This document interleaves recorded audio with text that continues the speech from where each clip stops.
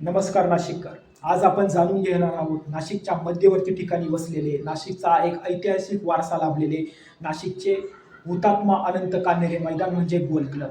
तर या मैदानाची स्थापना का करण्यात आली? तर नाशिक ब्रिटिशर्स पासून सत्तेच्या मध्यवर्ती केंद्राभोवती फुलत असलेले एक शहर होते. ज्यावेळेस नाशिकमध्ये देवळाली आर्टिलरी सेंटरची ब्रिटिशर्स कडून स्थापना करण्यात आली, तर वरिष्ठ लष्करी अधिकाऱ्यांच्या मनोरंजनासाठी आणि खेळासाठी या गोल क्लब मैदानाची त्यांनी स्थापना केली होती. तर मग या गोल क्लब मैदानाचे हुतात्मा अनंत कान्हेरे मैदान हे नामकरण का करण्यात आले?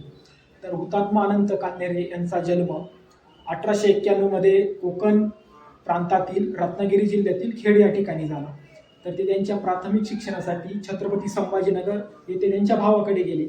त्यानंतर त्यांचा संपर्क भारताच्या स्वातंत्र्य लढ्यातील काही क्रांतिकारी लोकांशी आला. तर ते त्यातून पुन्हा नाशिकमध्ये आले. नाशिकमध्ये आल्यानंतर भारताचे महान सुपुत्र, आपल्या भगूरचे वीरपुत्र स्वातंत्र्यवीर सावरकर यांच्या अभिनव भारत संघटनेशी त्यांचा संबंध आल्यानंतर त्यांचा ब्रिटिशच्या जुलमी राजवटी विरुद्ध त्यांनी क्रांतिकारी लढाया करण्यासाठी त्याचा वापर केला. त्यांच्यासोबत असंख्य नाशिकमधले जे तरुण होते, जे ब्रिटिशरच्या जुलमी राजवटी विरुद्ध लढा देण्यासाठी सहभागी होण्यासाठी उत्सुक होते, तर त्यांच्यासोबत त्यांनी जुलमी राजवटी विरुद्ध लढा देण्याचा एक विडा उचललेला होता. तर त्या काळामध्ये नाशिकचा जो कलेक्टर होता तो जॅक्सनने नेहमी नाशिकच्या जे क्रांतिकारी चळवळीतले जे तरुण मुलं होते यांना दाबण्याचा, यांच्यावरती गुन्हे दाखल करण्याचा आणि यांची संघटना चिरडून टाकण्याचा प्रयत्न केला होता. तर यांच्या जुलमी अन्यायाविरुद्ध लढा देण्याचं हुतात्मा अनंत कान्हेरे आणि त्यांच्या सहकार्याने ठरवलं. यातूनच स्वातंत्र्यवीर विनायक दामोदर सावरकर यांचे ज्येष्ठ बंधू बाबाराव सावरकर यांच्या देशभक्तीपर गीतांना जॅक्सनने दडपण्याचा प्रयत्न केला आणि त्यांना जेलमध्ये टाकलं. या अन्यायाचा बदला घेण्यासाठी नाशिकच्या शालिमार परिसरामध्ये असलेले विजयानंद थिएटर या ठिकाणी शारदा नाटक बघण्यासाठी जॅक्सन आला होता. तर याच ठिकाणी अनंत कान्हेरे, देशभक्त कर्वे आणि देशभक्त देशपांडे यांनी त्याच्या हत्येचा कट रचला.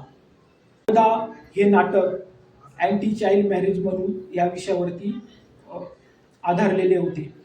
विजयानंद थिएटरमधून ज्यावेळेस जॅक्सन बाहेर आल्या तर त्यावरती अनंत कान्हेरे यांनी गोळ्या झाडल्या. बॅकअप प्लॅन म्हणून जर अनंत कान्हेरेंच्या गोळ्या जॅक्सनला लागल्या नाही तर देशभक्त देशपांडे त्यावरती गोळ्या चालवणार होते. जॅक्सनची हत्या झाली 1909ला.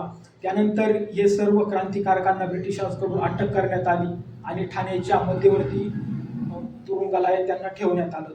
1910ला 19 वर्षाचे हुतात्मा अनंत कान्हेरे, त्यांच्यासोबत देशभक्त कर्वे आणि देशभक्त देशपांडे यांना फाशी देण्यात आली ठाण्याच्या कारागृहामध्ये.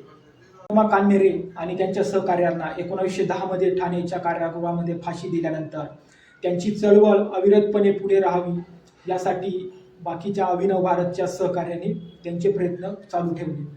या महान देशभक्ताचा वारसा जपण्यासाठी, त्यांची याद नवतरुणांमध्ये राहण्यासाठी नाशिक महानगरपालिकेचे पहिले महापौर शांताराम बापू वावरे यांच्या कार्यकाळामध्ये 17 एप्रिल 1985ला त्र्यंबक रोडवरील गोल क्लब मैदानाचे नामांतरण करण्यात आले. गोल क्लबवरून त्या मैदानाचे नाव हुतात्मा अनंत कान्हेरे मैदान असं ठेवण्यात आले. तर 17 एप्रिल 1985 का? तर 17 एप्रिल 1985ला हुतात्मा अनंत कान्हेरे यांच्या बलिदानास 75 वर्षे पूर्ण होणार होते आणि 1982ला नाशिक महानगरपालिकेची स्थापना झाली आणि त्यानंतर पहिले महापौर शांताराम बापू वावरे यांनी या नामांतरास मंजुरी दिली होती. धन्यवाद.